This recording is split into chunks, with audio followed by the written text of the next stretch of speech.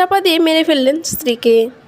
স্ত্রী পরকে লিপ্ত বলে জানিয়েছেন তার স্বামী বলেন, আমার স্ত্রীর কোনো দোষ নেই, সে খুব ভালো মানুষ ছিলেন আর আমি তাকে মেরে ফেলেছি। কিন্তু ঘটনাটি আসলেও তার স্ত্রীর পরকে নিয়ে।